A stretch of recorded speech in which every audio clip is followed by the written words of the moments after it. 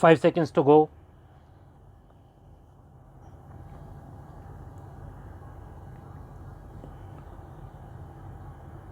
Start. All mining leases which wholly or partly fall within the forest area inside the Jamua Ramgarh sanctuary and also within the safety zone should be immediately cancelled. The mining activity can be allowed to be resumed only after the new amended mining leases, after excluding the forest area and the safety zone, are sanctioned by the competent authority and the conditions mentioned herein under are fully complied with.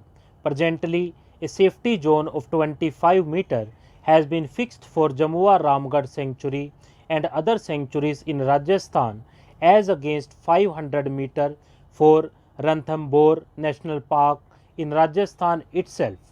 In Madhya Pradesh, safety zone of 250 meter for all the 20 forest area has been fixed. The CEC is of the view that minimum 500 meter safety zone around national parks and sanctuaries is necessary, where no mining, construction and other projects should be allowed.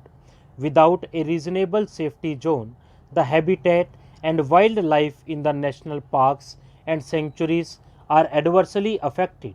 Although stringent conditions are imposed at the time of the sanction of the mining leases, none are practically complied with due to weak enforcement of the laws. The mining causes heavy disturbance in the area due to blasting, removal of overburden, chiseling, transportation, flying debris and movement of a large number of laborers and other persons. The safety zone of 25 meter presently prescribed by the Rajasthan Forest Department is totally inadequate, as the rocks torn apart during blasting can travel much beyond the present safety zone. However, increasing the safety zone to the desired level of 500 meter will result in closure of large number of mines. Taking a holistic overall view of the situation, the CEC recommends that for the Jamua Ramgarh Wildlife Sanctuary, for the existing mines, the safety zone may be fixed as 100 meter, wherein no mining should be permitted. For new mining leases, the safety zone may be fixed as 500 meter. Reclamation and rehabilitation of the area mined inside the sanctuary should be carried out in a time-bound manner at the cost of the user agency, for which a detailed reclamation and rehabilitation plan along with various items of work, cost involved and time frame should be prepared and implemented on priority basis. The plan presently prepared by the state government is totally inadequate. It does not provide for reclamation and rehabilitation of the mining pits at all. No provision for removal of stones and rocks scattered in the sanctuary has been made. Intensive plantations and protection has not been provided. The revised plan should incorporate the above and other necessary measures to provide a congenial habitat for wildlife. In the event adequate funds for this purpose cannot be recovered from the erstwhile mine lease owners, the same should be made available by the state government. Mining around the sanctuary should be allowed to restart only after a foolproof mechanism is put in place to ensure recovery of funds for implementation of reclamation and rehabilitation plan by the state government. Exemplary compensation equivalent to the present market value of the entire mineral removed by the respective mine owners by mining inside the sanctuary in violation of the FC Act and or the WP Act should be recovered from them on the basis of the recorded production or the estimated figures mentioned in the FC Act applications. The money so recovered should be used for protection and development of the sanctuary to its full potential. The leftover minerals scattered inside the sanctuary should be directed to be removed immediately. The leftover mining equipments such as cranes etc. should be confiscated and removed outside the sanctuary at the cost of the erstwhile mine lease holders. No mining should be permitted adjoining the sanctuary till the boundary of the sanctuary is demarcated on the ground and the boundary pillars are verified with the fixed reference points. Disciplinary action should be taken in a time bound manner against the erring officials in the mines and the forest departments of the state of Rajasthan and the MOEF for allowing mining in violation of the FC Act, the WP Act and or this Honorable Court's order.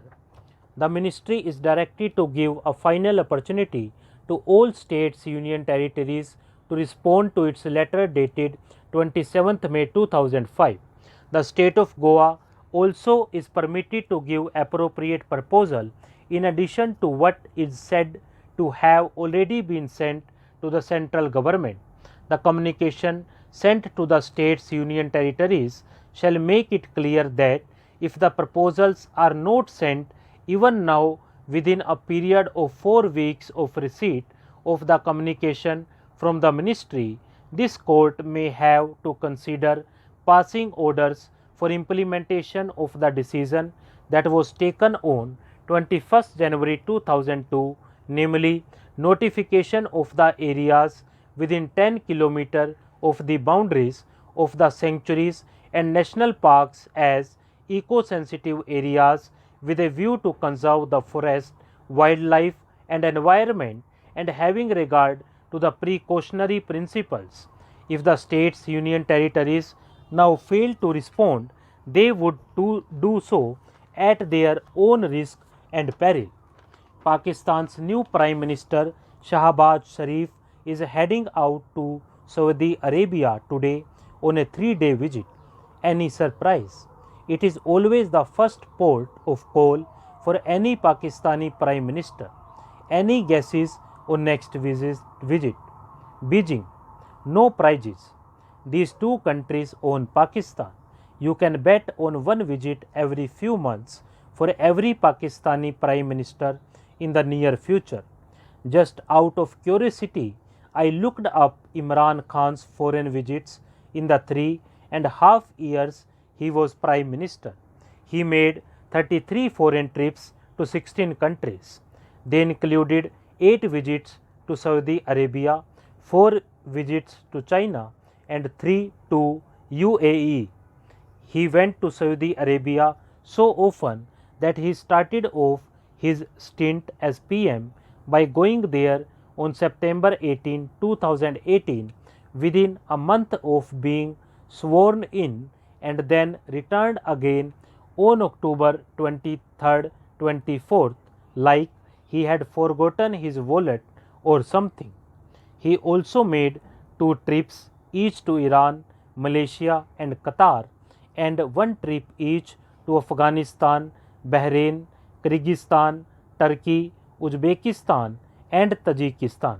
Of course, he travelled to non-Islamic countries too, although Islamic countries were his preferred destination. There was a solitary trip to Sri Lanka and the doomed one to Russia, which appears to have sealed his fate. In between, I saw listed 2 trips to Switzerland, but turns out one was for a refugee conference and another for the Davos gig. And there were 2 trips to the US, one for the annual UN Jamboree and another to see Donald Trump, a meeting that did not restruct Pakistan fortunes in Washington. Remarkably, Imran Khan did not visit London, his former playground, at least officially. And unsurprisingly, he did not visit India, a country where he claims to have many admirers, which may have been true in the 1980s. Stop.